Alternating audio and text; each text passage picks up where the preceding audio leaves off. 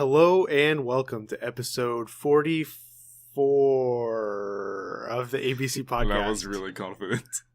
My name is Alex and I am joined by Brandon, give in to the park side of the force. What? What? Okay, instead of dark side, it's the park side. Okay. You know, when you have to explain a joke, it's not funny anymore. At this point, I've given up. I don't care. I have too. Can't you tell? Huh? I feel like you've given up like maybe episode 13. Anyway, so we're off to a fantastic start already. What is it like? How many seconds into the episode? Less than a minute. New record. Yeah, definitely. How have you been? How have I been? I've been pretty good. A little busy with school and work and everything, but trying to keep it together, even though it was only the second week of school. How about you? I know you just came back to good old Texas now. Yeah. I went out of town, had a nice little vacation, if you want to call it that. It was fun. It was busy, and at the same time, I feel like I didn't get to do as much as I wanted to do, so it was kind of weird. But I had a good time. My lips are chapped, which really sucks. It's like, I really hate getting my lips chapped because I don't do chapstick. It just, why? I don't know why. Like, for as long as I can remember, the idea of chapstick has just always really like creeped me out. Really? And I could never really come up with a good reason why. There's just something about it that is just unnatural to me. Really? Yeah. That's weird because I put chapstick on like all the time. Mm-hmm. So where'd you go? I went to Washington, D.C., mm-hmm. our nation's capital. For? I was marching for life. Mm-hmm. That's an important thing for me. Did you steal the Declaration of Independence like I asked? You know, Brandon, we can't talk about that. I can't incriminate myself. Did you kidnap the president? Again, you know, we can't really talk about it. It's highly classified. Or were you there filming for the third National Treasure? I really can't wait for that movie to come out. Yeah, isn't it weird? Like I was thinking about it the other day when I texted you that. And I'm like, I kind of want to rewatch the other ones and then really want the third one to come out. Yeah, because I don't know, something about them is just so interesting. So I guess this is spoilers for National Treasure. In the second one, in Book of Secrets, he steals the Book of Secrets, which is this little journal that all the presidents have kept where they write down their most secret information. And there's something on page 46, I think. It's on some page, and at the end of the movie, Nicolas Cage's character Ben, he's talking to the president, and the president asks him, "Did you see what was on page 46?" And he says, "Yes, sir. It's life changing," or something like that. And that was supposed to set themselves up for a third movie. And as far as I know, the second movie was about as well received as the first one. You know, it was not a commercial like hit, but it was, you know, successful. I don't think they lost money on it or anything, but I know that Nick Cage has done interviews where he said he's committed to doing a third one. Like, he really wants to make it happen, but it's been, when did the second one even come out? Like, it's been almost 10 years at least, I think. So, I don't know. Maybe one day, maybe when our kids are old enough to appreciate it, that's when it'll come out. When Nick Cage is like in a wheelchair or something. I'm sure even when he's in the wheelchair, he'll still be doing adventures for our nation's secrets. Yeah. But anyway, that's enough about that. So we're going to get into our first segment for the week. No unboxing again. I got back really late last night, and I had to get up early this morning before the office opened at my apartment complex. So I didn't get to go get the Star Wars box, unfortunately. So be ready for that next week. But in the meantime, we're going to do our ABCs of Geekdom segment, and it's Brandon's turn to pick this week. So today we have the letter E, and I have decided to choose Ezio Auditore da Firenze of the Assassin's Creed franchise. All right. Now, a little just backstory of Ezio. So Ezio is the second ancestor that you explore his past in Assassin's Creed 2. And his timeline takes place during the Italian Renaissance. And from then on, you basically journey throughout his entire life to see how he uncovers the secrets of the Templars and how he tries to essentially promote the Renaissance throughout all of Europe. So he originally was a son of a very affluent banker, and he came from a very, very, typical great family. He was, your typical teenage boy. He was always like after girls and spending money and living the wild life in Renaissance Italy. He wasn't a man of God. I actually don't know. I don't know if they ever really went into it. I think he believed in it. It just it was a little bit loose. Things. But so the second game does a really good job of like making you really, really feel like you are a part of Ezio's life. And then something happens and a tragedy befalls on his family, and he has to. It's essentially like he needs to get revenge for his family because they've been dishonored. So that's how he finds his path. Wait, Dishonored is another game. Oh, very funny. Yeah. So then after the second game, he gets his own game again, which is Assassin's Creed Brotherhood, which takes place in Rome. So then you bring from the second game to Brotherhood, you essentially bring the Renaissance to Rome and help it flourish. And then in the next game after that, in Assassin's Creed Revelations, you go to the Ottoman Empire, to Istanbul, and you just continue the final years of Ezio's time as an assassin. Right. So Ezio is one of, probably, I would say, arguably the most recognizable figure in the Assassin's Creed franchise. And honestly, I think he's become one of the most recognizable characters in modern day video games. I would say so. And there's something about him that just people loved. Because I love all the ancestors they've visited so far. But I think Me Too, Ezio's probably my favorite one. Because he's very charismatic. He's very funny. He's charming. He's a humongous badass. And whenever you get to play with him, like, of course, there's some things that are very unrealistic. But you just feel awesome when you do it. So I've never played any of the Assassin's Creed games. I have at least the first one on Steam. Maybe more than that. I can't really remember. But they're just such big games in scope that it's a daunting task for me to want to get into it. And I also know that the PC ports aren't really the optimal way to play. And I love big games. Like, those are some of my favorite things, like the Zelda games. I love playing those just because you get immersed in those worlds and there's so much to do and explore and all that. But the Assassin's Creed series, because I don't have a connection with it like I do with Zelda, it's just it's almost overwhelming for me, and that's why I've prolonged trying to get into them. But based on what I do know about them, they seem like right up my alley. Like, there's a lot of action, but there's also a lot of side questing, and you get to explore the city and talk to the people and kill people, and it just seems like something that I would get really into. But honestly, I think you would totally like it. But I understand what you mean, because considering all the games you have to play and all the times that you don't have, when are you going to do it? Yeah. But what is your favorite thing about the Assassin's Creed games? My favorite thing, I would have to say, is probably the fact that you can go to any point in time and they know how to weave the story. Now, I know people have complained that, in this game the story is weak and this story is blah, blah, blah. And I haven't checked out any of the latest games, so I don't really know the argument behind that. But the ones that I do know, I would say that the story is pretty well, structured and put together. Like, there may be some things you don't like, but I think overall it's a very good story. And the gameplay is pretty good. I mean, it's not the best, but I think it's a pretty good gameplay. And also, Assassin's Creed has really helped me sometimes in history.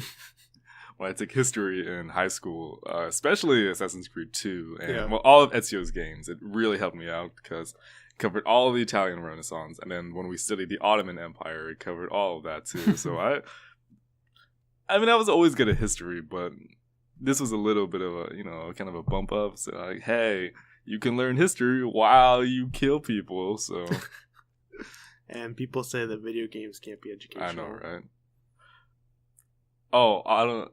Also, one of my favorite characters from Ezio's time in the games is also Leonardo da Vinci. So you get to meet with him, and you actually get to try out some of his inventions. And it's really funny because they have a really, really sweet bromance going between them. Like, what are some of the inventions you try out? So some of the things that he can make for you is like a hidden pistol. So Altair actually, when he became a master of the Assassin Order, he learned how to make firearms essentially, right? Way before it was actually really constructed. So Leonardo can make you basically a little gun that you have underneath your hidden blade, and it's cool because in the second game, no other enemy has firearms, so that's all you get. What else? You can try out his flying machine. He makes like different types of inventions, so that's where you get like the second hidden blade, and you get some other things like a poison blade and smoke bombs and stuff like that. Awesome. Yeah. So that was a really short, briefing of Ezio, because I remember my Covenant one went really long, so I didn't want this one to go too long. Okay, fair enough. And I couldn't really contribute anything because I've never played any of the games. But if you haven't played, really play it, because I guarantee you're gonna fall in love with Ezio. Right on. Well, I guess that means time for some corrections. So, our first correction for this week. So, last week, our ABCs of Geekdom segment was the letter D, and we talked about Khal Drogo. And we were talking about his hair, because, that's one of his defining, if not his most defining feature. Not the fact that he's like 6 foot something. Yeah. Did you like the Jason Momoa thing? I mean, you sent that to me. I sent it to you. So I sent it to a bunch of people. I didn't send it to you because I was going to show it to you on the podcast. But yeah, like he's huge. Yeah, it's pretty ridiculous. Yeah. But anyway. Real quick. Have you seen the video of him throwing axes? No. Oh, it's just crazy. And then he breaks the axe after he throws it. Why? I don't know. He's just... Okay, we'll have to watch that during the break. Anyway, so Khal Drogo's hair. So I couldn't find like a text description of how long his hair is supposed to be, but in the show, it's well below. It's well past his waist. So that's some pretty crazy long hair. Yeah. It's like Dumbledore length hair. Because I've been rereading the Harry Potter books along with this one podcast called Tales from Godric's Hollow. Highly recommend it. But in the first book, like in the very first chapter, they describe that he can tuck his hair and his beard into his belt, like, with no problem. So that's, really long. Anyway. How much room does he have in his belt then? Like, it's not a very tight belt. I guess not. Okay, next thing is we're talking about Daenerys and where she is at the very beginning of the series. And so she was hiding out in Pentos, and she was being guarded, provided for by Magister Illyrio Mopatis. Mopatis. Addis. I don't know. Anyway, and then the quote about the Dothraki wedding being dull if there's not at least 3 deaths, that was also Illyrio, not Ser Jorah. At least in the show. I tried to find, like, the quote from the book as opposed to just the show, but I couldn't really find it, so we'll just assume it was him in both cases, because it wouldn't really make sense for them to change that from one to the other. I mean, I don't know.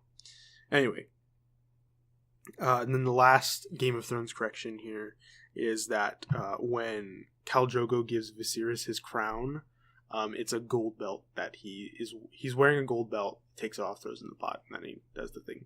Another thing that I realized... Didn't we say that? I feel like we said that. You said it was something off of his belt, but it was just a belt made out of gold. Oh, was that really worth a correction? I don't know. I wrote it down, and then I figured as long as I wrote it down, I might as well talk about it. Anyway, another thing that I thought was cool that I didn't realize when we were talking about it is, so in the holy city of the Dothraki, Base Dothrak, there's a rule that there's no bloodshed allowed, because it would, like, defile their sanctuary or whatever.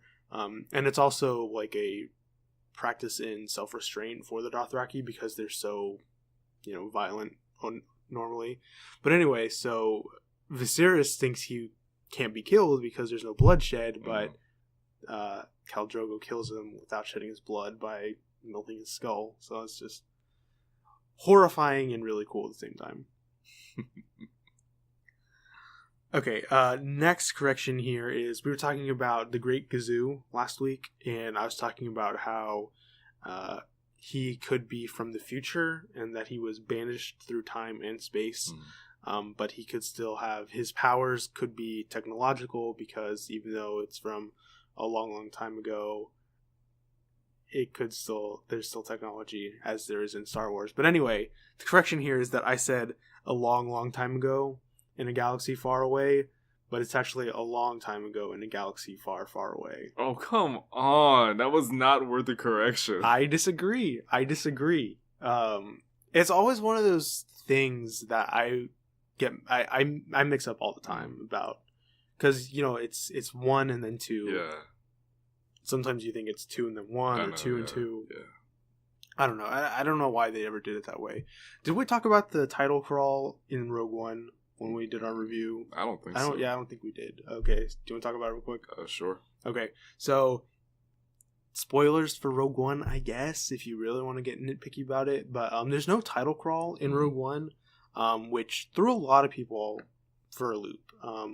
I think I knew about it before going in, but then I forgot about it. And then when they didn't happen, I was surprised. Mm-hmm. But some people got really upset. Yeah, offended almost about it not being there. What did you think? I liked it. I mean, because it is a spin-off of the main story. Mm-hmm. So I think that was an appropriate way to go about it. Mm-hmm. And if they continue doing that for these movies, I don't have a problem with that. Yeah. Because, I don't know, for me, it's just a really weird way to distinguish. Okay, these are the movies in the main saga, mm-hmm. and these are just movies that come off from that are spin-offs from the original story. Yeah. And not to say the spin-off stories aren't important, but it's just a good way to differentiate. But again, it's not that big a deal. Yeah. If they had the crawl, I'd be cool with it. They didn't have the crawl, I'd be cool with it. It's just when I saw online people were getting upset about this, I had to laugh because of all the things that you can complain about. Oh no, we don't have a Star Wars crawl. What are we gonna do? Yeah, no, George Lucas destroyed it all, even though he's now making the movie. I agree with you. I think that for Rogue One, they could have gotten away with it mm-hmm. because it's still very, very closely connected to the original trilogy. Right. The timeline placement is so close to when A New Hope begins that a title crawl could have been warranted, but at the same time, we knew what was happening, so it was kind of unnecessary. And like you said, in order to distinguish the quote unquote main movies from the spin-off movies, that is a good tangible way to do it. Now, I've seen the Clone Wars movie. It was a long time ago. I don't know if that one had a title crawl. Do you know? It did. Okay, so then that whole thing is kind of a little thrown off, but I mean, what are you going to do about it, really? Okay, anyway, next correction here. We were talking about Freedom Fighters, the Ray. For some reason, I don't remember. Do you remember? No, I don't remember. Okay. Anyway, turns out that show hasn't started yet. Okay. So look out for that, I guess. I mean, I don't really know what else to say about it. So let's not talk about it anymore. Okay, so we were talking about Mortal Kombat X. Well, no, specifically we were talking about Injustice 2 and how many characters we are hoping for there to be in there. Now, the most recent game made by NetherRealm Studios was Mortal Kombat X, or Mortal Kombat XL, if you want to really get into it. So Mortal Kombat X had 24 characters in the base game, just like Injustice, the first Injustice game. But they were a total of 9 DLC characters. I won't name them all because I didn't write them down, so I don't know all of them. And then also in the mobile game, there was an additional character, Freddy Krueger. What? No, I'm just thinking, how did they get these ideas? I don't know. It's a cool idea. Yeah, yeah. So Freddy was in Mortal Kombat 9 right, as a DLC character. And then in this game, they included Jason Voorhees from the Friday the 13th series, Leatherface from the Texas Chainsaw Massacre, Alien from the Alien franchise, and Predator from the Predator franchise. They didn't get Freddy back for the main game, but they brought him to the mobile game for some reason, so I don't know. But yeah, anyway. Okay, next correction here is the actor who plays Kimmy Schmidt's dad on The Stepfather on The Unbreakable Kimmy Schmidt and is in the upcoming movie Colossal with Anne Hathaway. His name is Tim Blake Nelson. He's so weird. Yes, on the show. It's funny, but he's so stupid. Yeah. That's like most of the characters that he plays. I watched a movie with Robin on New Year's Eve called Oh Brother, Where Art Thou? Which is a Coen Brothers movie. It's really good. I really liked it. He's in that movie and he just plays like an oaf, basically. He was in Lincoln that we watched for the show. He was not as oafish, but still kind of like dumbfounded kind of thing. And Kimmy Schmidt, he's really kind of out there. I can't think of anything else that he's been in, but yeah, I guess that's just kind of his thing. All right. Anyway, moving on. We were talking about the upcoming Witchblade series that NBC is making. So I did a little bit of... I forget. I was listening to a podcast. I want to say it was the Funcast from Funko, but I'm not positive on that. But anyway, they said something about Witchblade that made me look into this a little bit more. So it turns out that So I was talking about the anime, that Witchblade anime. Turns out that it's actually was originally a comic book. Okay. And the comic book was then adapted into a manga, which was then adapted into an anime. Oh, my head. It's too meta, man. And there's also another TV series based on this comic book that was on TNT that ran for 2 seasons from 2001 to 2002. So that's interesting, I guess. It makes the new adaptation not as special. Yeah. I mean, still interesting. Like I still want to check it out. I need to watch the anime first, obviously. But, yeah. I don't know. Anyway, next thing is we were talking about the Black Adam solo movie last week. And I was talking about the powers that Shazam has because has the powers of certain people. So anyway, he has the wisdom of Solomon, strength of Hercules, stamina of Atlas, power of Zeus, courage of Achilles, and the speed of Mercury. So... just to get really nitty gritty here. So Solomon was the king of Israel back in like prehistoric or in BC times. Hercules is the name of the Greek demigod. Atlas was the guy who holds up the world in Greek mythology. Zeus is the king of the gods in Greek mythology. And then Achilles was a Greek warrior. But then Mercury is the name of Apollo in Roman mythology, so they kind of broke their rules there a little bit. I mean, Hercules is both Greek and Roman. Right, but Roman, they call them Heracles. True, but I mean... Or wait, do I have that backwards? I think Greek was Heracles and then Roman was Hercules. Yeah, you're right. Yeah.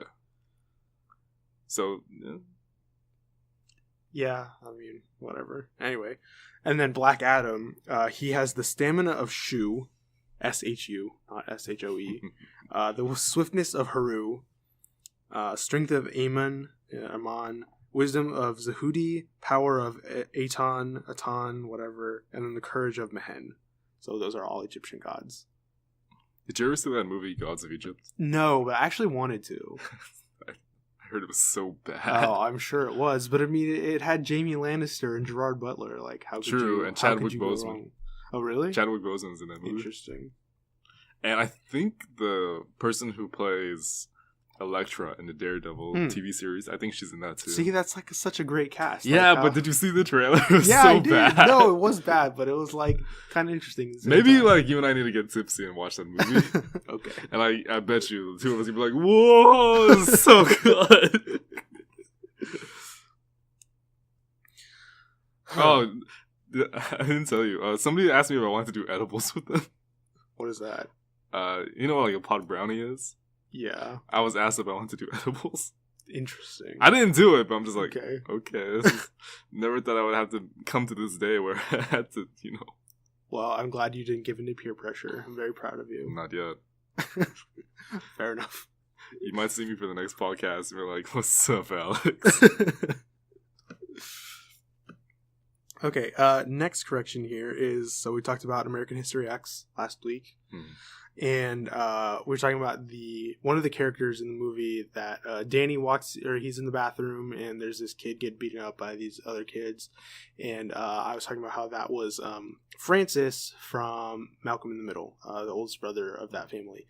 So that actor's name is Christopher Masterson, and in that movie, his name was Daryl Dawson. Okay. Yeah. Just so close to being Dixon. Yeah. Yeah. Okay, so the next thing here is we were talking about the dragons. Yes, we had a couple of dragons. Yeah, we had a couple of I dragons. read that in the description. Like, oh, that's very clever. Yeah. I wish we had said it live, but. So anyway, I was talking about European dragon, and my example for that was Smaug, and then Brandon said that Smaug is wyvern. Now, this is a little dicey, I suppose. Surprisingly, you're right. This is a huge topic of debate for people on this. Yeah, it is. So in the original novel by Tolkien, he is described as a dragon. Right. Like, there's no question about that. And then in the movies, when they made their in the Peter Jackson movies, in that adaptation, they made him into a wyvern. Now, the description that I found for a wyvern when I was doing this research is that a dragon has 4 legs and a wyvern has 2 hind legs and then uses its wings as basically arms. Right. So the dragons in Game of Thrones are technically wyverns. Right. Oh yeah, I guess you're right. See, this is like, oh man, this is a mess. I know. And then another thing that I found is that wyverns rarely have the ability to breathe fire in classical mythology. And it's. And so last week when I was scrolling through your Facebook pictures to make a meme, there's one meme on there where I think it was a screenshot from Snapchat where you're breathing fire and then the text says, "I am fire, I am death," which I found out is a quote from Smaug. So he has the ability to breathe fire, but he's supposed to be a wyvern. It's just this whole jumbled mess that's like, oh, I don't know if I should be mad at Peter Jackson for not doing his research or be mad at the nerds for getting all worked up about. To be fair, that a lot of artists who do artwork for The Hobbit, so a lot of whenever they release the book and they have like artwork or the stuff associated with it, a lot of times Smaug is portrayed as a wyvern. I mean, there's portrayals of him as a dragon, but there's also portrayals of him as a wyvern. Right. And also there's the whole thing about Tolkien saying that, he calls Smaug a worm is because he's supposed to be like slithering through the halls of Erebor, and it's just like for the team in The Hobbit, I was reading about this because they actually portrayed because you've seen the movies, right? The Hobbit. Well, in the first Hobbit movie, Smaug doesn't actually appear, but there's small like appearances that he comes in, and he does have like front legs. Like he is portrayed with 4 legs.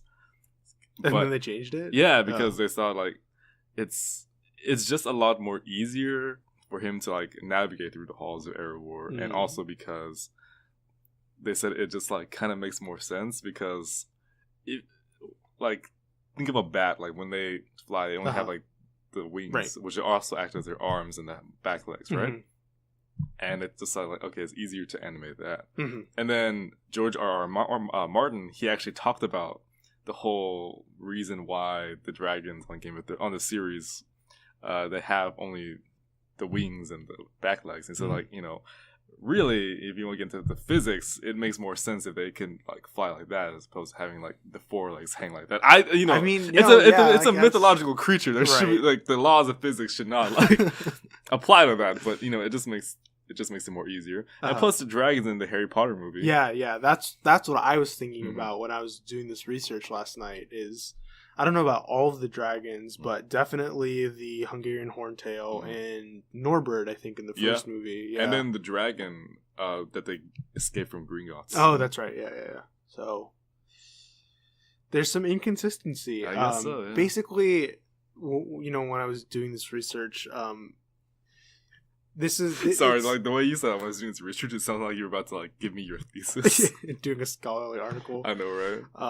I mean, if I was going to write an article about anything, that would be about probably go to subject any. But basically, this classical distinction between dragon and wyvern is like an outdated notion. Nowadays, they're more or less interchangeable. Yeah. But there is still a distinction to be made there. So.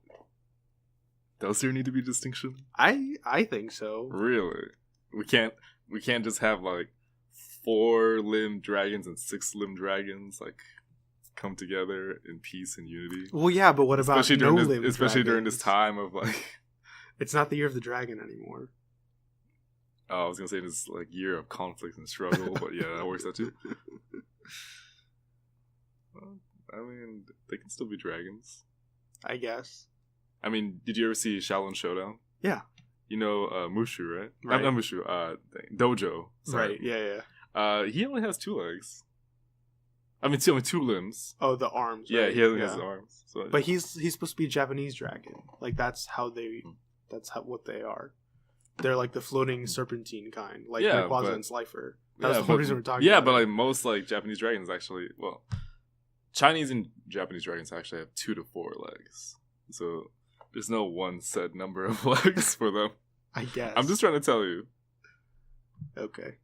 Hey, wasn't he voiced by Wayne Knight? Yeah. Yeah. Yeah. Hello, Newman. Okay, and then the last correction for this week, actually. I can't believe that correction took it the most time. Yeah, I know.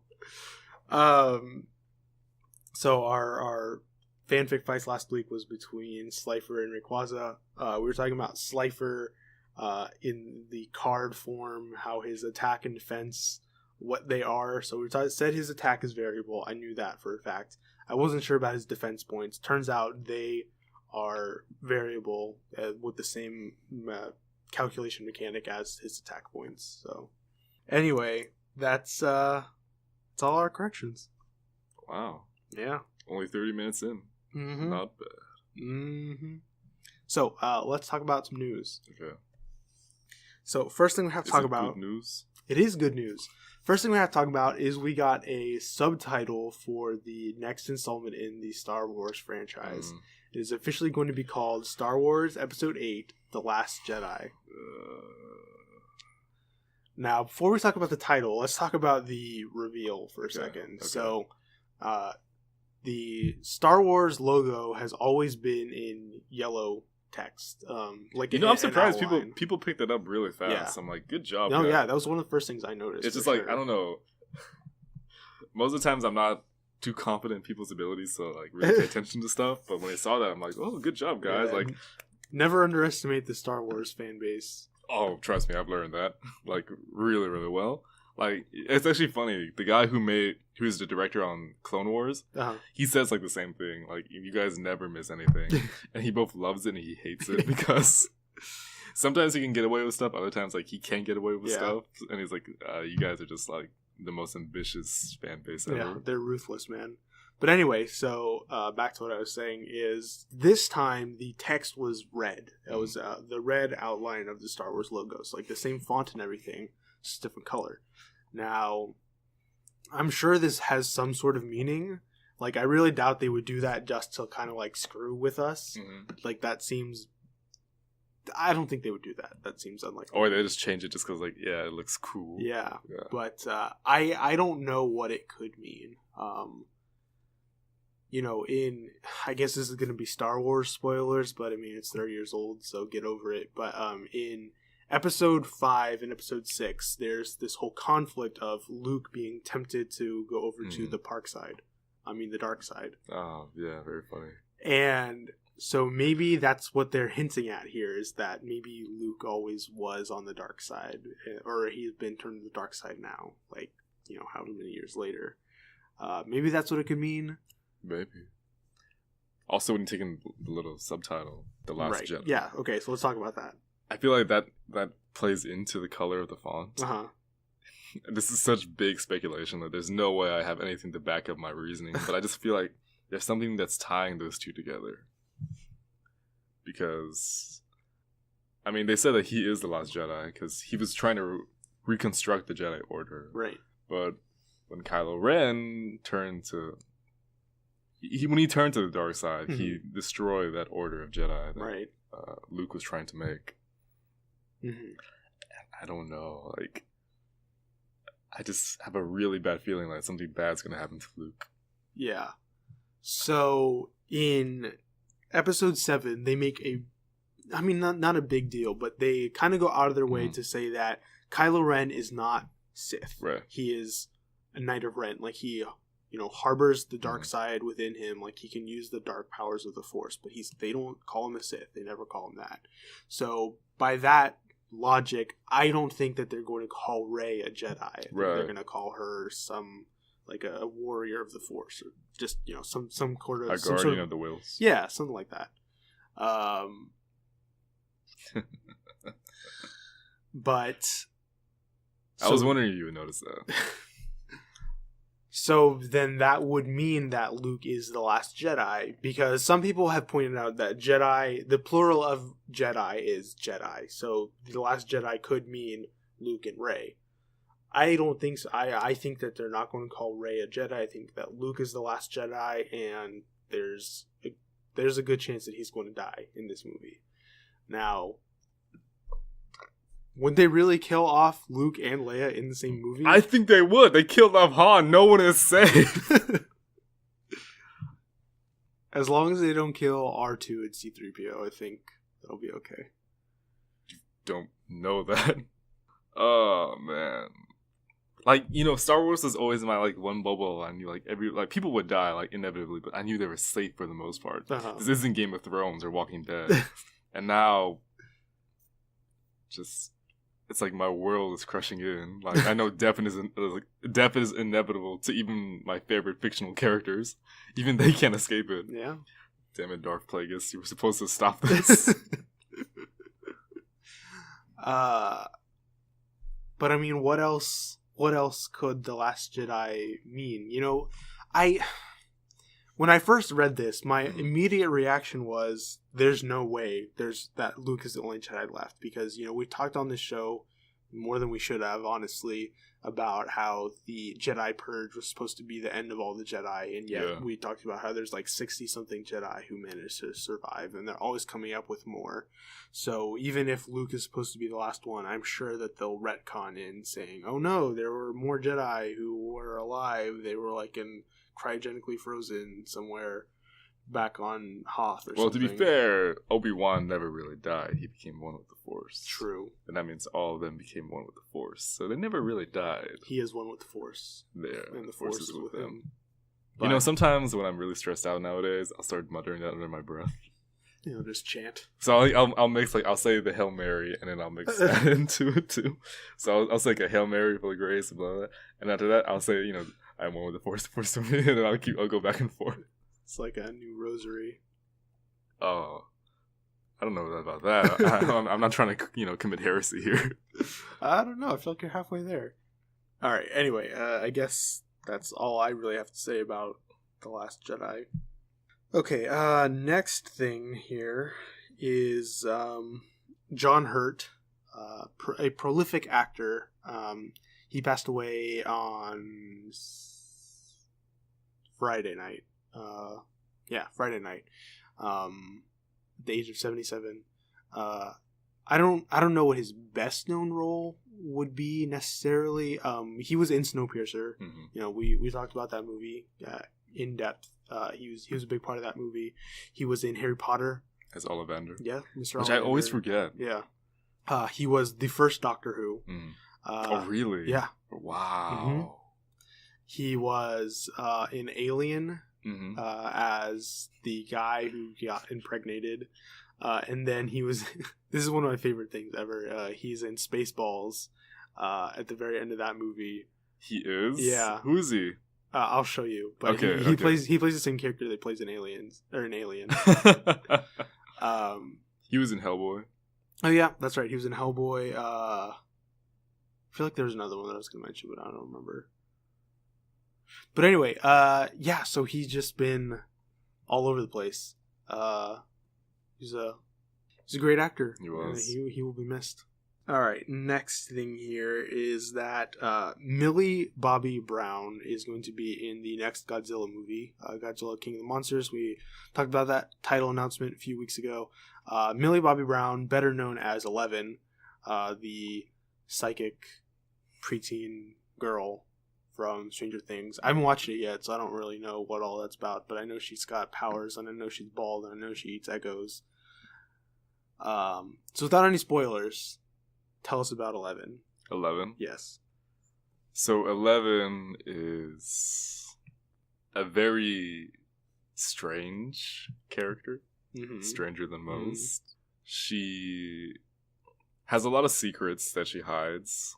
Well, I don't want to say she purposely hides. It's more like secrets that are connected to her that she doesn't really want to get into, but inevitably her past always comes back to try and find her.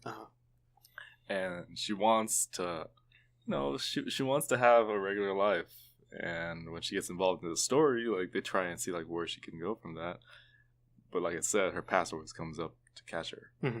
And that leaves everybody in this story down a really, really, once again, a strange path. Like, that's honestly the best way to say it, because the things that come in this whole story is so crazy, mm-hmm. but like, it's really good.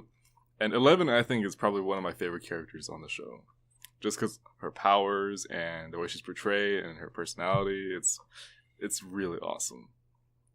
So is the actress, is she good? Because like, I feel like she's been getting a lot of buzz. I think, yeah, like, for the way that the character called for and the way that she acted as the character, it's very much like, you can tell she did her research and she practiced a lot for this role, because it's totally different from her personality in real life. And the way that she did everything, like, every time she's in the scene, like, you pay attention to her because she's just that good. And this kid really has a lot of talent. Like, the whole time, whenever I would see 11, like, on screen, I'm like, oh my gosh, I want 11 as my little sister, because she's so weird, but I would love to have a little sibling that could, have psychic powers, just because, like, I really don't want to reach the remote. 11, could you pass it over here, please? And honestly, yeah, like, all the buzz that I hear, I think that Millie Bobby Brown has done a great job of reaching that, and I'm really excited to see where she's going. Like, the same way when we talk about Daisy Ridley, and we said that she did a great job as Rey, and we want to see her in more things. That's the same way I feel about Millie Bobby Brown. Like, this kid has a huge future in front of her. Yeah. And I would say all the kids on Stranger Things, like, they have a humongous future ahead of them too. As long as they don't get into drugs. And yeah, that's the one thing I was like, after I found, like, I started realizing how much I love Stranger Things. I'm like, oh god, like, this is the downfall. I bet this is what people who watch Disney Channel feel like. I never saw Disney Channel, so I really don't know. So, but yeah, whenever people would, like, see what was going down with Hannah Montana and all those people, Lindsay Lohan, oh god, and Amanda Bynes. She was on Disney. Yeah, I was just like, yeah, I know what you mean. How's she doing nowadays? I don't. I like how to ask you that, like personally how she's doing. Yeah, I mean, I haven't heard anything about her in a while, which is probably better than nothing. Yeah. But, I mean, better than hearing something about her, but I don't know. Anyway, then we got 2 casting announcements for The Predator. So they're going hot and heavy with this, telling us who's going to be in this movie. So we got Jacob Tremblay, who was the little kid in Room. He was nominated for an Oscar. Really? Last year, yeah. In best actor? Either best actor or best supporting actor. Now I can't remember. And then Thomas Jane. Thomas Jane, he was the Punisher in the first Punisher movie. The role that I know him best for would be as the main character in The Mist, which is a great movie that everybody should watch. But yeah, they're both good actors. They're not. I thought that the little kid did a good job in Room. Sometimes I got really annoyed with him, not gonna lie. But he did what he was supposed to do, I think. And then Thomas Jane, he's not like the best actor in the world, but I like him a lot, so I think that'll be good for the movie. And then finally, as far as casting announcements go, we got confirmation, I guess, that Martin Freeman is going to be returning to his role as the, what was he, like CIA or something, like UN or something like that, for Black Panther. So he originally appeared in Civil War as a very minor character. He was only in like 2 scenes, I think. But now he's going to be in Black Panther, doing presumably the same thing. So I could be wrong, but this is the first non-African or African-American actor that we know of going to be in this movie. Right. So that's worth noting, I guess. Again, he didn't do much in Civil War. I don't think he's going to do too much more in this movie, but who knows? Yeah, because in the comics, the character that he plays, he's, I guess, the quote-unquote specialist on Wakanda. Uh-huh. So he always, like, reported to the U.S. government to basically explain, like, this is, like, how Wakanda is, and this is the government that it has, and, like, basically he told him, like, as fine a detail he knew about Wakanda as it was possible. Mm-hmm. So, because, you know, Wakanda is an isolated country. Right. So he was, like, the specialist that they had, so he was always called in when matters of Wakanda had to be talked about. Mm. So maybe he'll do that. I mean, I really don't know, because he does, like, kind of have a passing... He makes, like, some passing remarks to T'Challa. Uh-huh. So I don't know if he'll really do that. I kind of hope that they go into that, because it's really funny to see Martin Freeman in awkward situations and to see him, like, I don't know, like, be in the Wakandan court and he says something that offends people, and, like, T'Challa just kind of glares him down, and Martin Freeman just tries to talk his way out of it. It sounds like a minor thing, but I live for those moments with Martin Freeman, because you see them all the time in Sherlock. He has a lot of them in The Hobbit too, and just seeing that in in Black Panther, I think, you know, it's just a little fan service for me, and just his fans, just to see him, like, trying to stumble his way out of this situation. Yeah, that would be interesting. Mm. Okay, last news item that we're going to talk about before we take our break is that we got some more details on the upcoming X-Men TV show on Fox. So we found out that Legion is not going to be connected with the X-Men movie franchise, but this upcoming Fox show will be, our X-Men show on Fox will be. So the premise is that two parents, regular non-mutant parents, they find out that their kids have mutant powers, and they then go on the run from the U.S. government because they're going to come after them because, you know, they're... It's the government. Yeah, they're afraid of mutants and whatnot. So they take their kids, they go on the run, and they team up with an underground faction of mutants. Sounds to me like the Marauders, but I could be wrong. I guess we'll just kind of see how that shakes out. But yeah, that's all we know for now. Other than that, it's going to be on Fox. So I don't know if I'll watch it. I'm, as much as I love the X-Men, like I've talked before about how the X-Men is what got me into comics originally. As much as I love the X-Men movies are not my jam because I love the X-Men so much. I know it's kind of a paradox, but it makes sense if you think about it.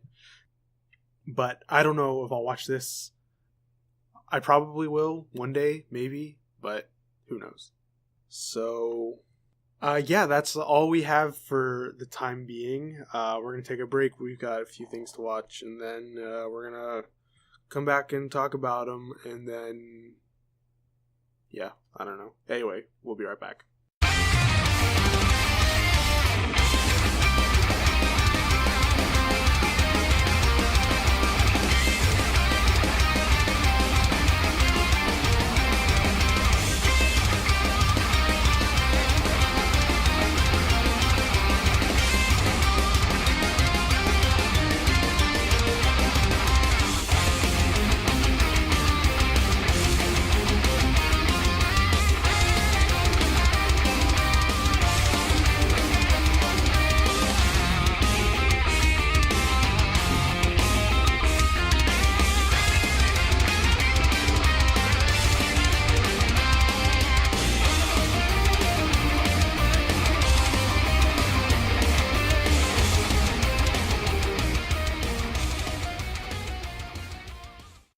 Okay, we are back, and we've got just a few videos we need to talk about. Only talking about half the videos that we watched, but that's fine. So the first thing that we're going to talk about is, what was it? The Marvel Square Enix video game teaser. And this was a very teasy teaser. really not much to say. So basically, I forget. Do you remember what day it was? I want to say it was like Tuesday. On a Tuesday? Yes, on a Tuesday. Marvel came out with this like teaser image that said like big announcement tomorrow, and Square Enix came out either a few hours before, or a few hours after. They had this announcement saying big reveal or announcement tomorrow, and most people were thinking that it wasn't connected, but I was like this has to be connected, right? Like, what are the odds that they would both put out this information the same day? Turns out I was right, so go me. I'm a genius. Marvel and Square Enix. So Square Enix is a video game developer. They do like the Final Fantasy games, Kingdom Hearts, all bunch of really Japanese stuff.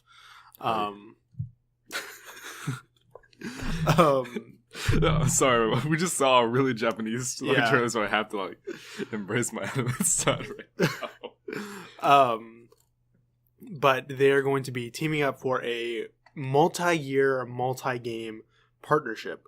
So this first one that they revealed, and this I don't think is the official name for the game, but it's called the Avengers Project. And basically there was a voiceover of some woman, we don't really know who, and some images of like Captain America's shield that's all broken, Thor's hammer, and I don't even remember if there was anything else. Iron Man's gauntlet. Yeah. A door with glasses for the Hulk. So yeah, basically just kind of some like ominous pictures. Basically like spoilers, I guess, but in Age of Ultron, Tony's vision, very similar to that. But yeah, it's exciting, I guess. Hopefully they bring it to Switch. That would be really cool. But I'm interested to see where they go. There have been plenty of Marvel games. Some of them good, some of them not so good. Square Enix has a good reputation overall. Kind of in recent years that's not been the case, but I think that there's a lot of promise for this. I agree. If they want to go the traditional like turn-based JRPG route, that would be interesting. I don't think that would play too well with like the mainstream comic book movie going audience. That would really appeal to like the hardcore fans, which is probably not what they want to do. So maybe like a more action based type of, or maybe deal. like even like Kingdom Hearts kind of like format. Yeah. So it's not exactly turn based, but it's still like you still have your freedom to move around and do things, but there's still like a selection of abilities you can do. Yeah. So maybe something like that. I mean, we'll see. That's kind of Square Enix's like wheelhouse is that sort of type of combat, but I think it's cool. It's definitely unexpected. I'm glad to see them partnering. I think that's a cool thing to see. But yeah, because one of my favorite Marvel games is Marvel Ultimate Alliance, and I don't know, it was really really fun to have a basis of 4 characters that you can have. Like you can change your characters out, but like you can play as 4 characters and you can like alternate between them for different abilities and powers. So if it's like something like that kind of format, if you just have that kind of capability, I think that would be a really, really cool thing. And like you said, some of them are better than others. I heard that Marvel Ultimate Alliance 2 wasn't that great. Even though they had like this whole thing where you can, depending on which characters you have, like if you have 2 characters that are compatible with each other, you can like unlock different types of super moves and whatnot. So it's been a while since I think we've had like a game just centered on like, for itself. It's not like a movie spin-off, just like a game that Marvel has done just for itself. So like you said, I think it has a lot of promise and I want to see where they go from that. Yeah, for sure. And then we watched a trailer for Robin gameplay in Injustice 2. Sorry about all these noises, my computer's kind of freaking out right now. So just ignore that. That's my computer, not your computer. Anyway, so yeah, Robin reveal. So we talked about the Robin reveal last week, and now it's like officially confirmed that he's going to be in the game. Surprising, I think this is surprising, is that they confirmed that's going to be Damian Wayne, not another incarnation of Robin. Now, Brendan and I have both voiced our disdain for Damian Wayne in the past, so that's not cool. But on the other hand, what they showed off in this trailer is his main thing is using a sword. Right. And we talked about another episode, I don't remember which one, is that in the first game there aren't any sword users. There are a couple of people who have swords that they use in their moves, like Deathstroke. He's got a few moves that use a sword. Nobody else really. Wonder Woman. Yeah. Oh, that's right. But Robin's gameplay is very, very heavily sword based. He also has like his little batarangs, whatever Robin calls them. I don't know if he still calls them batarangs. Robin rings.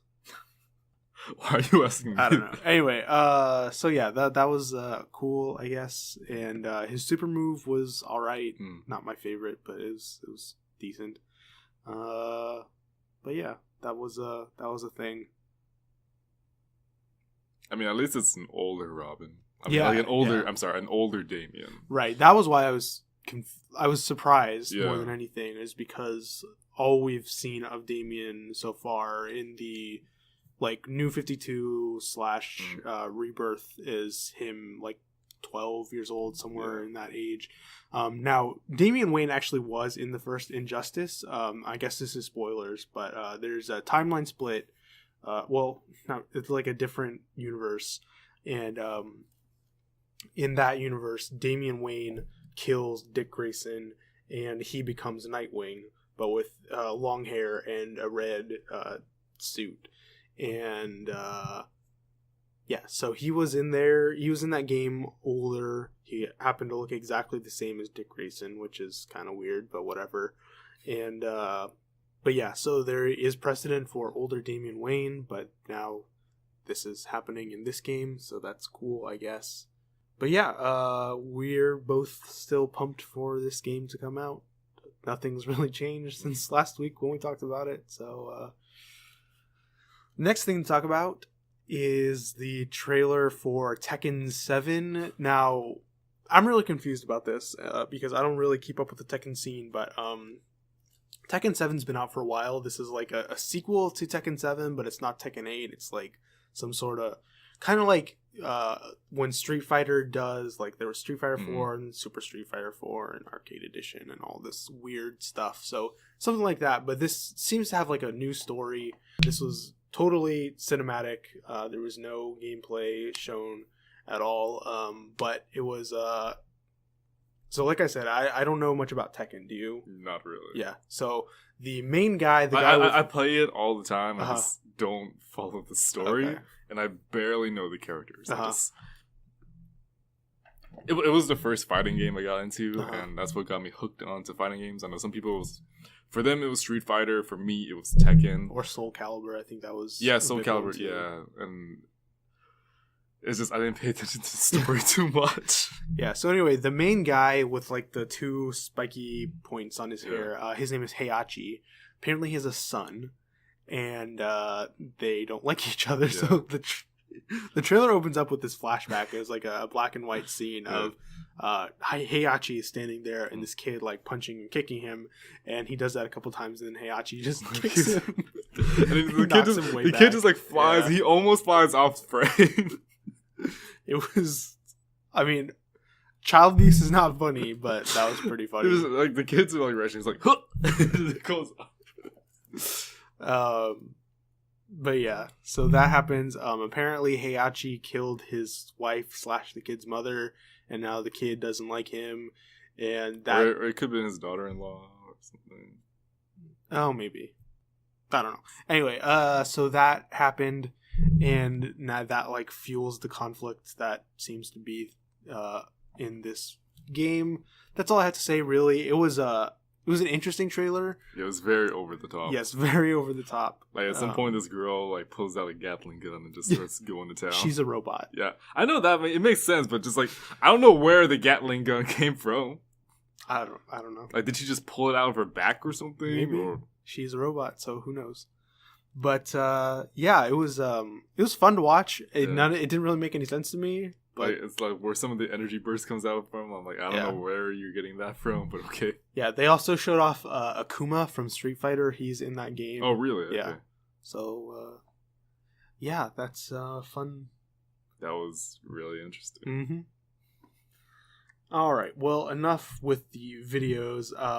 Our next thing we're going to talk about is the the Golden Raspberries, lovingly called the Razzie nominations, came out last week. Now we're not going to do like a full breakdown. We're just going to talk about the categories and the nominees really quickly, and move on from there. But do you like really follow the Razzies at all? Yeah, like, when it comes up, then I'll look at it. But yeah, then I don't really follow it like that. Yeah, me neither. It's just kind of fun to kind of pay attention to. Like, give crap to movies. Yeah, we thought were terrible over the year. Mm-hmm. So anyway, so for worst, actually, we'll save worst picture for last. So for worst actor, we have Ben Affleck in Batman vs Superman, Gerard Butler in both Gods of Egypt and London Has Fallen, Henry Cavill in Dawn of Justice, Robert De Niro in Dirty Grandpa, Dinesh D'Souza in Hillary's America: The Secret History of the Democratic Party, and Ben Stiller in Zoolander No. 2. Now, I am happy to report that I only saw one of these movies, and despite all of Batman vs Superman's flaws, I didn't think that Ben Affleck or Henry Cavill did a bad acting job. I don't think so either. I wasn't a huge fan of their characters necessarily, but as far as their portrayals, I didn't think they were too bad. So, whatever. For worst actress, we have Megan Fox in TMNT Out of the Shadows, Tyler Perry in A Medea Halloween. You forgot the other part. Boo. A Medea Halloween. It's essential to Medea movies. I'm sorry. I actually don't know if that's true or not. Julia Roberts in Mother's Day, Becky Turner in Hillary's America, Naomi Watts in the Divergent series, Allegiant and Shut-In. I don't know what Shut-In is, so yeah. And then Shailene Woodley in Allegiant. Then for worst supporting actress, we have Julianne Hough in Dirty Grandpa, Kate Hudson in Mother's Day, Aubrey Plaza in Dirty Grandpa, Jane Seymour in 50 Shades of Black. I didn't know she was in that because she's not black, so that's weird. Celia Ward in Independence Day Resurgence, and Kristen Wiig in Zoolander No. 2. And then worst supporting actor, we have Nicolas Cage in Snowden. I didn't know he was in that either. I didn't know. Johnny Depp in Alice Through the Looking Glass, Will Ferrell in Zoolander No. 2, Jesse Eisenberg in Dawn of Justice, Jared Leto in Suicide Squad, and Owen Wilson in Zoolander No. 2. Okay, then for worst screen combo, we have Ben Affleck and his BFF, which stands for Baddest Foe Forever, Henry Cavill in Dawn of Justice, any two Egyptian gods or mortals in Gods of Egypt, Johnny Depp and his vomitously vibrant costume in Alice Through the Looking Glass, the entire cast of once respected actors in Collateral Beauty, Tyler Perry and that same old worn out wig in Boo! A Medea Halloween, Ben Stiller and his BFF, which stands for Barely Funny Friend, Owen Wilson in Zoolander No. 2. For worst director, we have Dinesh D'Souza and Bruce Schooley in Hillary's America, Roland Emmerich in Independence Day Resurgence, Tyler Perry in Boo! A Medea Halloween, Alex Proyas for Gods of Egypt, Zack Snyder for Batman v Superman, and Ben Stiller for Zoolander No. 2. Then for worst prequel, remake, ripoff, or sequel, we have Alice Through the Looking Glass, Dawn of Justice, 50 Shades of Black, Independence Day Resurgence, TMNT Out of the Shadows, and Zoolander No. 2. For worst screenplay, we have Dawn of Justice, Dirty Grandpa, Gods of Egypt, Hillary's America, Independence Day Resurgence, and Suicide Squad. And because they were so kind enough to do the math for me, Zoolander No. 2 got 9 nominations, Batman vs. Superman got 8, Dirty Grandpa got 6, Gods of Egypt got 5, Hillary's America got 5, Independence Day Resurgence got 5, and Alice Through the Looking Glass got 3. Oh, and sorry, I forgot to do the worst picture. We have Batman vs. Superman, Dawn of Justice, Dirty Grandpa, Hillary's America, The Secret History of the Democratic Party. Did I say Gods of Egypt? Independence Day Resurgence, and Zoolander No. 2. So basically, it was just those 6 movies repeated, nominated for different things. So out of... Well, actually, no. Let's see. London Has Fallen. That wasn't nominated, so I guess that one wasn't too bad. But anyway. So out of that list, I saw Dawn of Justice, and I saw Independence Day Resurgence. Suicide Squad wasn't on here. It did get at least one nomination on Jared Leto. And was it nominated for Worst Screenplay? Yeah, it was. So it got a couple nominations. Do you have any thoughts? Not really. I didn't see most of these movies, so I can't make the judgment.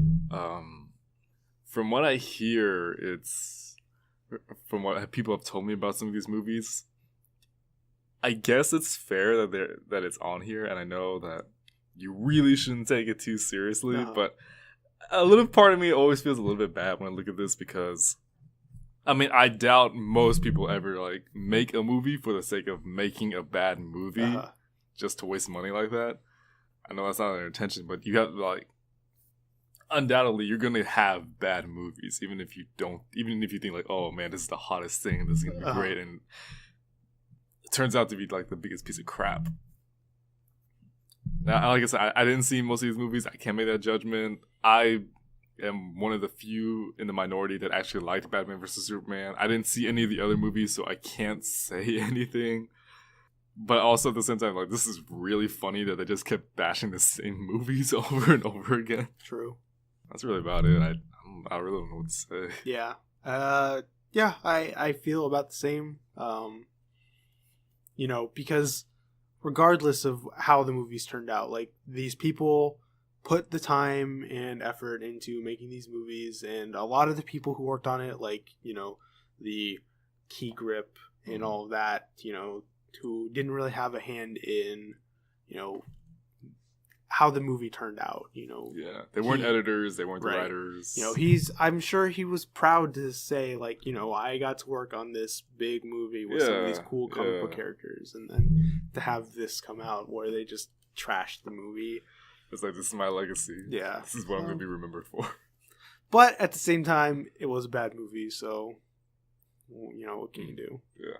All right, well, that's all the news that we have for this week. So for our feature topic this week, I thought we should talk about video game movies. Oh, gosh. Speaking of bad movies. Now, I didn't really have a structure in mind for this. I just kind of wanted to talk about, the past and the present and the future of video game movies and where they go wrong and how we think they could be made better and that kind of thing. Okay. We're going to go down a very dark path. Yeah. But fine, I'm down for it. Okay. So video game movies have they're very notorious for being bad. We have the Resident Evil movies, generally terrible across the board.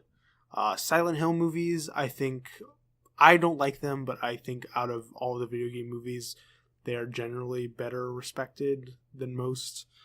Super Mario Brothers movie, terrible. Let's see what else. Doom, I know that was made into a movie with The Rock. Mm-hmm. Gosh. Tomb Raider. Yeah. Assassin's Creed. Oh god. I'm sure there are plenty of others that we are not thinking of, but all pretty bad. Now, I think in order to get to the core of this issue, we have to define what makes a video game good, right? Okay. So that's a lot of things. Sure. But it's not it is a combination of things, and that's maybe kind of the problem is in order you can have a really great looking video game that controls like crap and people would hate it. You can have a video game that plays beautifully and has a terrible story, and it can still be disappointing. You can have a video game with a great story, but if the graphics aren't there, it takes away from the experience, and it doesn't hold up. So it is that kind of combination of things that all have to work, not perfectly, like no story is ever going to look perfectly. There's always going to be glitches. There's always going to be, one or two control schemes that, are kind of weird. But as long as they're all there and they work coherently well, you can have a fantastic video game that, has a few flaws. With a movie, the core thing that matters is the story, right? Like, obviously, you want to have your camera work, acceptable. You don't want to have like a bunch of 4-year-olds directing a movie, that wouldn't make it look good. But as long as you have someone who's competent with working a camera, what really matters is that the story is compelling, and that's where I think most video game movies kind of fall off. See, I disagree with that because I think the story is there for the video game, but when it's translated into the movie, whoever is heading like the project forgets about the story, or they have the basic element of the story there, but they don't build upon that foundation. So instead of like building like, okay, let's like take this into a higher level, or like let's continue into this direction, or like build upon like what the fans love, and then like we can put our own artistic touch on it. Instead of that, they give us the very basic foundations, and they do basically the bare minimum of what can be quote unquote acceptable. And then when they put it out, you find out it's not actually acceptable because you didn't meet the requirements that your fans have, because they already have the high expectations. Because a lot of times, like with shows and movies and books, like everybody always says, let's make it into a movie, because movies are like that key thing that people want to see, because you spend the money to go to the movie because you want to get that experience of having this, like, I don't want to say a once in a lifetime thing, but like we can both agree that going to the movie is experience, right? Because you have a different, I don't know, you feel something different than when you just watch it on your TV and stuff. For sure. And that's just for me, like, you lose a lot of that because the developers of from game to movie just don't pay attention to that. And I know a big argument that people have made is that, you can't do video games to movies, because in video games, another major key aspect is the involvement that the player has into that.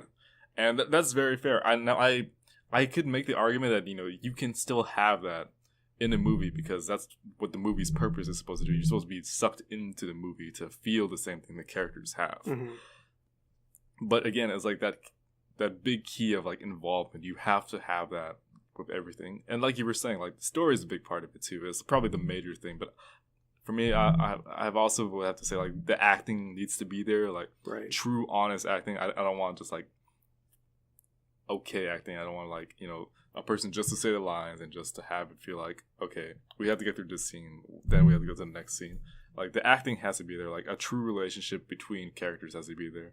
And like you said, camera work, editing needs to be good. Like, people like oftentimes forget that editing is a big part of it. It's just, I don't know, like, I don't know what it is with like the people who want to make the movie for the video game. Like, I'm gonna assume that either they're not that experienced, they're just doing it for a money grab, or they just aren't that well versed, or they're just beginners, and they just lose that touch like along the way. Because I still, in my heart, have some hope that we can have a good video game movie. You just need to have the right people working on it and taking it seriously, like, as a film. Don't think of it just like, a spin-off. Like, make it into an actual project. And I don't know where that falls away. Like, surprisingly, the Warcraft movie did not get as much crap as I thought it was going to get. It was apparently very well received in China. Well, sure, but like, and then like even then, like, the movie, like, from what I heard, hit bare minimums and stuff. Yeah, it is hard to do. Like, there's that balance that you have to strike, because the other thing you have to remember is that you can't only market the movie to the people who love this particular video game, because you're not going to get your production costs back. Like, it doesn't matter how many people subscribe to World of Warcraft. Like, they're not all going to go see the movie. You have to try and get a wider audience to come in, and when you do that, you lose some of the things that the hardcore fans love about the games. And that's another thing that it loses something in translation from one medium to another. And that's true about any movie from one to another. For example, when I was out of town, I had a chance to read, I finished reading Fight Club, the book that inspired the movie. That was a book? Mm-hmm. Oh, I didn't know that. Yeah. So Fight Club is my favorite movie. I've said that before. And there are things in the book that just can't be done in the movie. So it's narrated by the main character, and it's a stream of consciousness type narration almost. These like paragraphs that are like 3 lines long, and sometimes it'll go on for a page, just like that, just rapid fire thoughts. And there are some parts in the movie where it kind of does that, but it doesn't translate from the page to the screen. And by the same token, like when you try, and there are some things that they can do in the movie that just wouldn't make any sense to do in the book.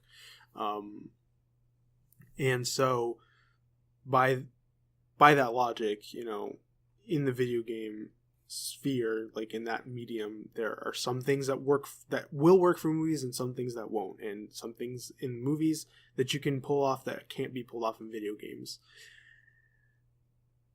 And I don't know where I was going with that.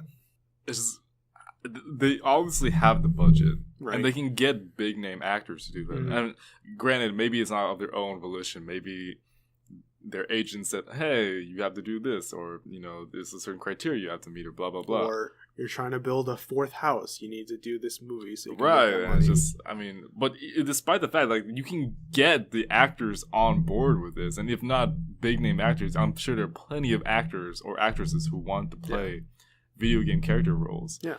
And again, it's just, I don't know where the vision is lost at that point. And I guess it just frustrates me because, like, at this point, like even though I say I have hope, I also have to, like, my negative side is yeah, no, thank you. But I also have, like, my negative side kicks in and says, like, you know, if we're not gonna get a good movie, like a good video game movie at this point, like, are we ever actually gonna get that happening? Because, like, the elements are there, it's just nobody has done it yet. I know some video games make small leaps, so they'll put out, like, small films and small things about that. Right. Like I said, that Assassin's Creed had made, like, a small film about their stuff. Mm-hmm. And that was okay. Like, that wasn't fantastic, but for what it was alright, because you got... It was a nice thing that you could watch as a web, like, series. And then the movie came out, like I said, all the pieces are there, but then just, like they went on site to shoot it, so, like, not everything was CGI'd. They had actual costumes, they had people on set, they had, like I said, great actors and actresses. Just didn't follow through. And then I know Halo has been in talks about making a feature-length movie, and I've seen, like, their short stuff, like, both in animation and with real-life people, mm-hmm. and in commercials they've done, and it's great. But then, like, that inherent fear inside me says, like, don't take the next step, because people will hate you for that. Uh-huh. And then I know BioShock has been in the works of doing a movie, and I'm just like, if that's the case, like, all the things we've had, do not make a BioShock movie, because I love that franchise. I will not be okay if people will just give it crap because the movie is crap. And then it kind of comes off that, like, once they say the movie is crap, then the franchise will get a little bit of, like, a hit because of that. And, like, I want to offer up solutions, but, like, I don't know what the solution is, because, like I said, like, the pieces are there. You can put them together. Maybe it's the right people who aren't taking control of all this. It boggles my mind. Yeah, this. It is perplexing. The other thing that I was just thinking about now is that as technology gets progressively better, like, there's going to be less distinction between what is a quote video game, like what is made in a computer, what is animated, and what looks realistic. And to then take that from, you know, a console to a movie, it's like, does that really even make sense when it looks so great at home on my PS4 or whatever? Why would I go pay money to go see it in quote unquote real life? Right. And like you were saying earlier, is they have the pieces, and maybe that's might be part of the problem, is that they think, okay, we have this narrative structure all set. All we have to do is, you know, get the people and shoot it and edit it together. And, you know, we don't have to worry about a story. But do we really need to see a retelling of the same story in, you know, big screen form? I would argue, no, you don't. Like, I couldn't imagine a BioShock movie that plays out exactly the same as BioShock. Like, that just, I can't conceive of that being more enjoyable than just sitting down and playing it. And I think that's the thing that both of us had agreed about the Assassin's Creed movie before it was released. That we said that it's a good thing that they didn't have Desmond Miles or any of the like people from the present going about this, and we didn't have any like ancestors from the games because they were going to tell a different story. Right. It had the elements of things that you were familiar with. They just, I don't want to call it a spin-off, but like they extended the story into a different branch where they can make it its own thing, but also different. And I think that's possible for any video game. Like you can tell continuation or like a before narration of the game. It's just that, you know, it's a very delicate process, and just the right care has not been given to it. Yeah. Yet. So yeah, like you said, like we both love video games, we love movies. It should be easy to say like, okay, well, this is where they went wrong. This is what they need to do different, and then it would all be great. But no, it's not that simple, and it is really weird to think about. Like what we can't pinpoint what it is that they're not doing right. Like is it because they don't have, you know, the video game nerds on set telling them, no, this is what we want to see, not this. I doubt it. You know, I'm sure that the directors who are working on these movies, like these are, like I know, I heard an interview with the guy who did Warcraft. Like he was the biggest Warcraft nerd. Like he'd been playing the World of Warcraft for forever. So that's not it. Like this was a passion project of his, and the movie didn't turn out well. Like it was.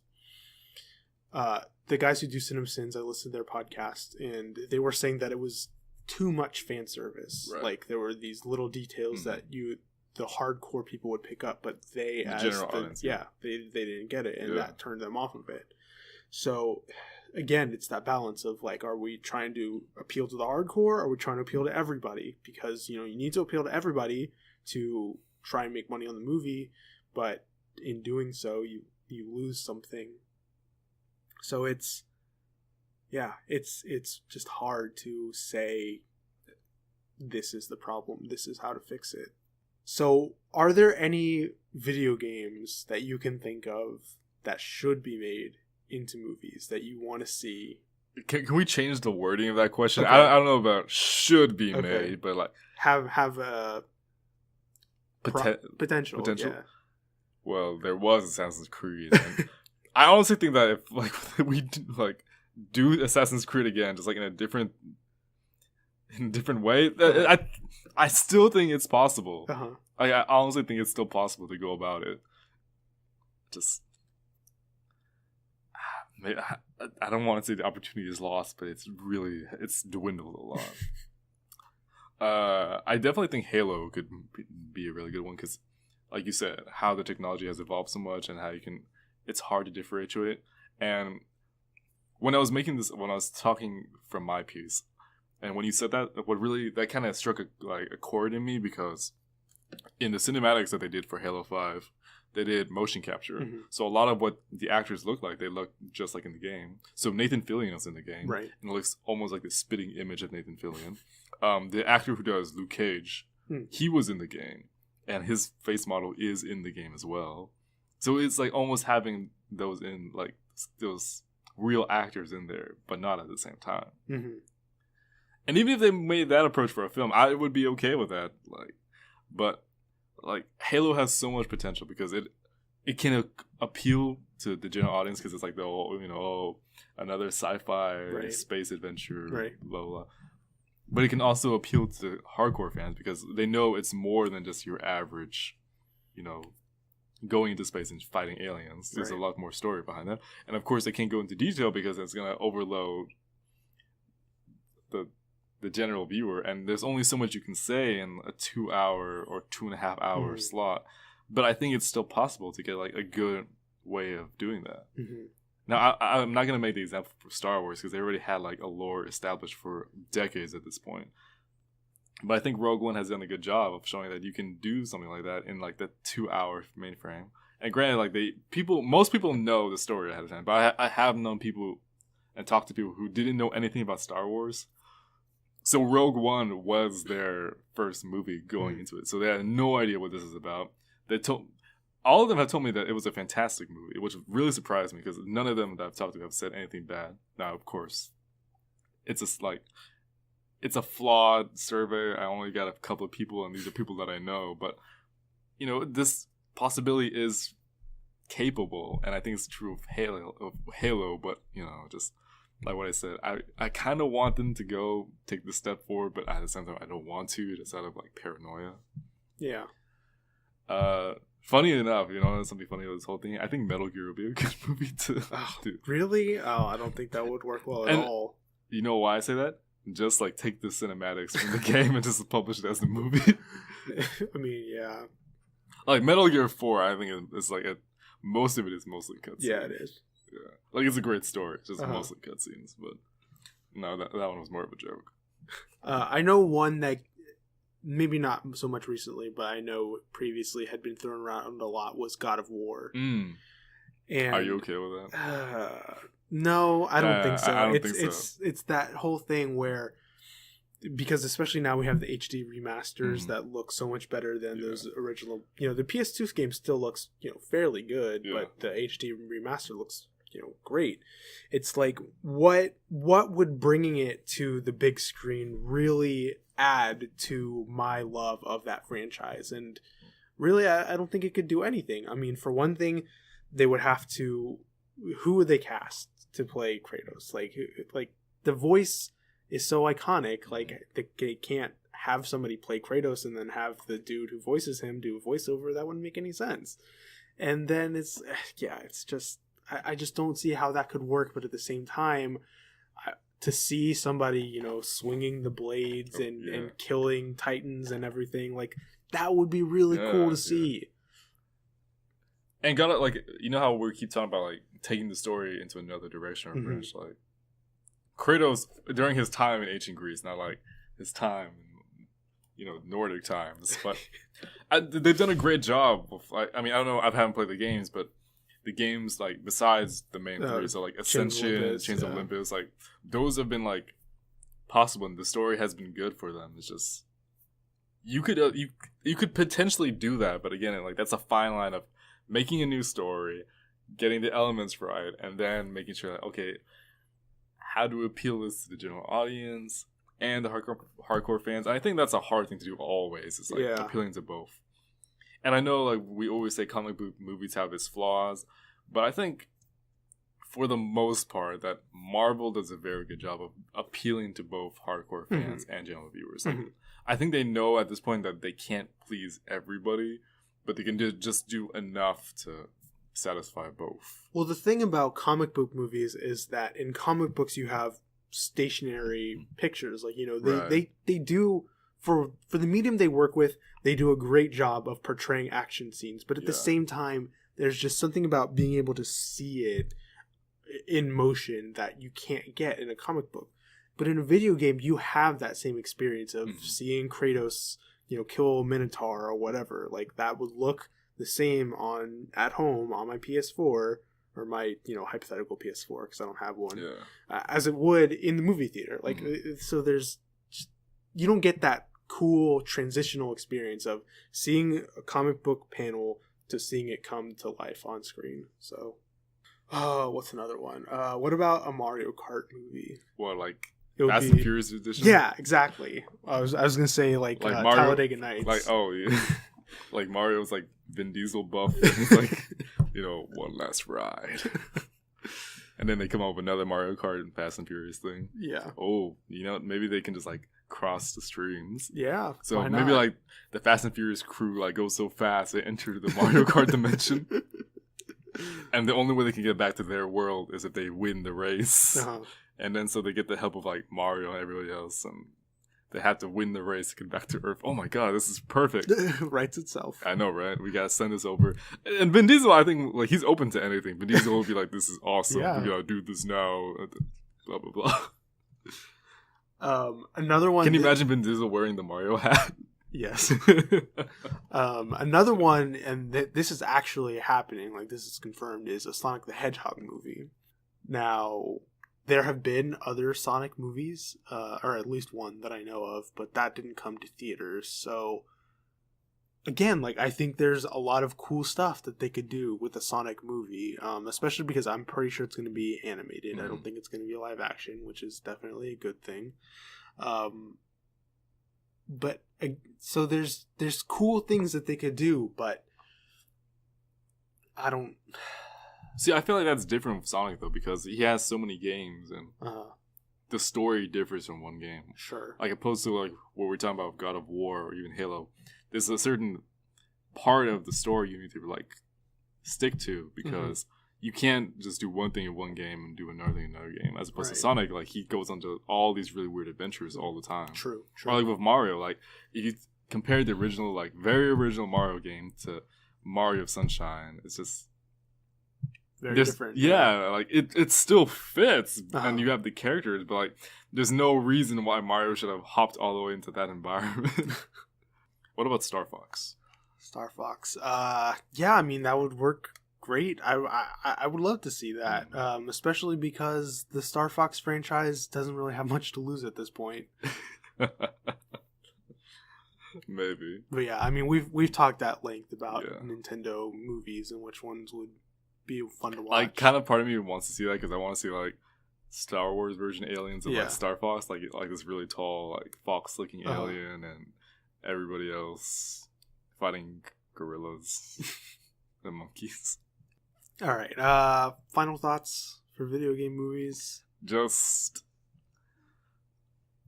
I hope I can live to see one. I hope in my lifetime a good one. I can see a good one. Same. I have hope, but there's only so much I can throw around. All right. Well, yeah, we don't have any emails this week again. So that means it's time for fanfic fights. And last week I told Brandon that he was going to get to pick this week, which means that Brandon, take it away. Okay, so this one I thought about, and I thought about since we had such a really weird one last week, why didn't do another weird one again? Sure. So this one is going to be a battle for the ages.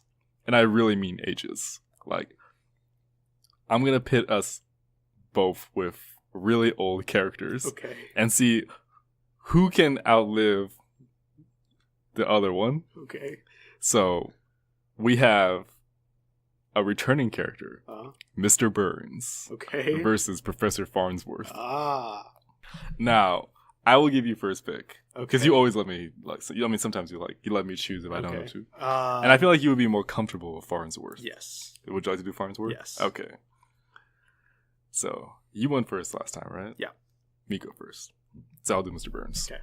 So once again, I have. Oh yeah, this is once again I have Charles Montgomery Burns. So Mr. Burns. So previously I talked about how he acquired his wealth and blah blah blah, and yes, that's a big part of him. But another really big important fact to him is that he's super old. Like, it's never been really confirmed when he was born because it varies. Like one time, he had to go into this like secret room and he had to enter his place of birth. And then when the computer asked him that, he's like Pangea.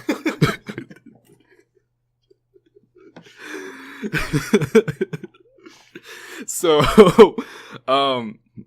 obviously, like, I think like it was just an exaggeration. It wasn't true. So most of the time, it's been speculated that Mr.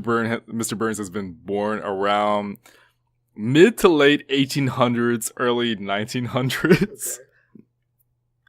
I think he was already like middle aged to old age during the Second World War. But yeah, and so as a result, he's extremely, extremely old, and he's very frail. But the thing about him is that he is surprisingly resilient in his old age. Like I think he has the capability of outliving Farnsworth. Because one, he cannot die by disease. So there's a whole episode when he went to the doctor, and I think it was just like a checkup, like a general checkup or something, but he had the doctor test him for everything. And it was a really funny episode, like segment, because like he just shows how weak it is. I think like they took his X-ray and he flew back or something. I don't remember. But when he says that, after all the testing is done, he wants to shake the doctor's hand, and the doctor says, no, I really don't want to do that. Because he is the sickest man alive. He has everything. He has juvenile diabetes, hysterical pregnancy, just a bunch of different diseases inside him. But the reason it doesn't kill him is because that all the diseases are trying to get into his body at once, that they kind of cancel each other out. So it's called, quote unquote, Three Stooges syndrome, because they all try to fit at the door at the same time.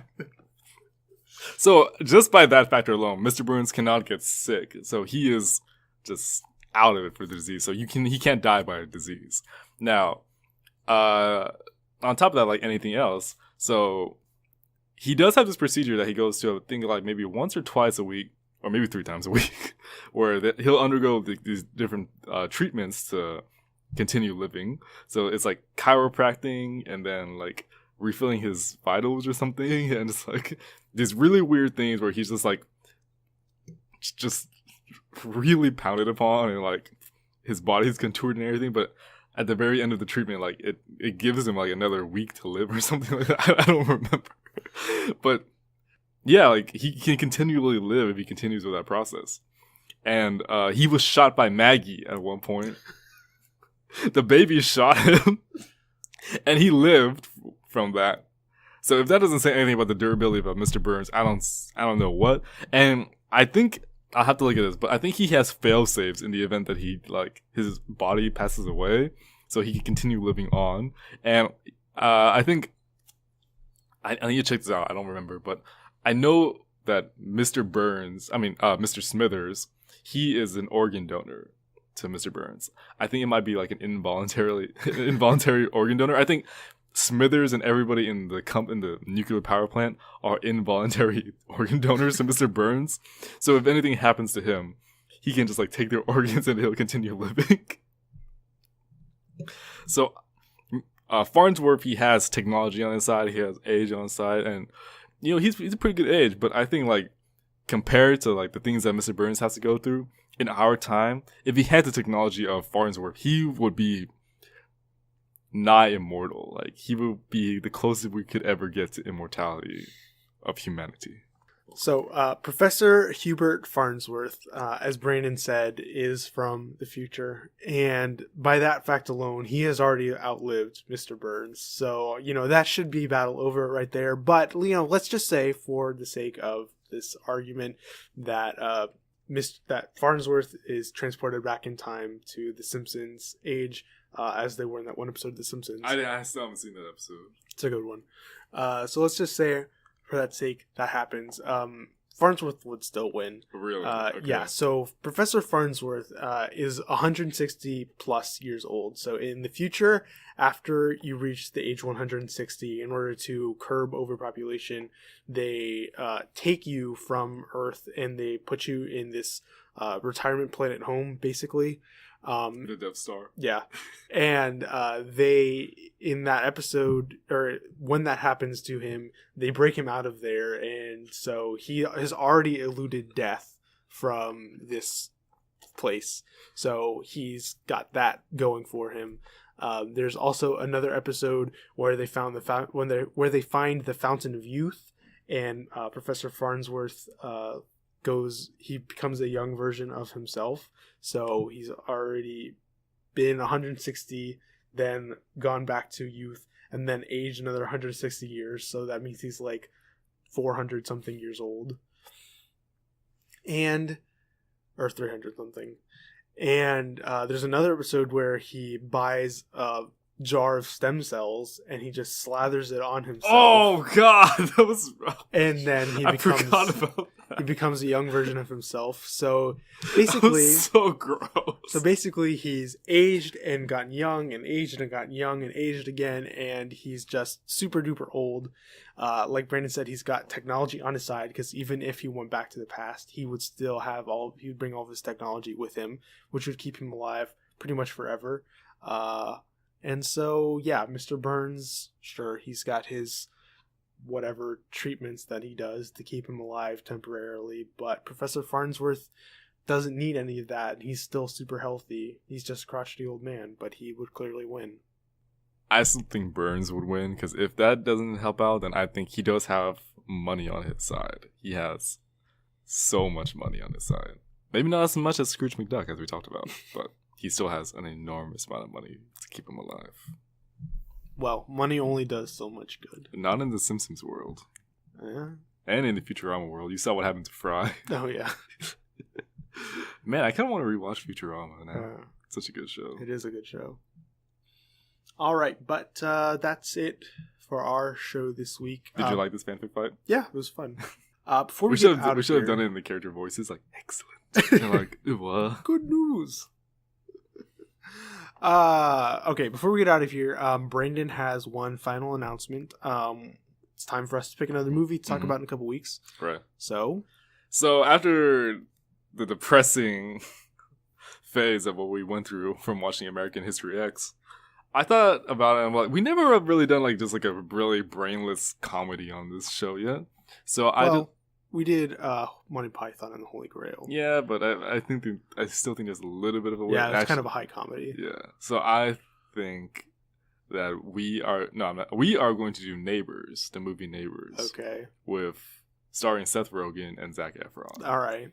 And if you want to watch this with Robin, she can totally watch it again, because we saw this when we were at College Station. Yeah. Oh, yeah. It was Neighbors. Okay, yeah. Not Neighbors 2. Yeah, I haven't seen Neighbors 2 yet. Me neither. So, yeah, Neighbors. Okay. That's just a really dumb comedy that we can just like watch and just like kind of see if we actually laughed or not. I personally actually like this movie. Have you seen it before? I have. It's not my favorite comedy, but it gave me a few chuckles. Yeah, so I think that would just be like a new thing to do. I don't know if this would be a good thing to do, but I think it'd be a nice change of pace. Yeah. Yeah. Because we always talk about either comic movies or historical movies or like social like dealings movies and whatnot. And we've never had anything we could just kind of like mindlessly watch and just like talk about. And it's gonna be funny to see if we can actually hold a conversation with this movie. Well, I guess we'll see. So we will be talking about that in 2 weeks, so stay tuned for that. But in the meantime, thank you all for listening, and we will catch you all next week. Bye.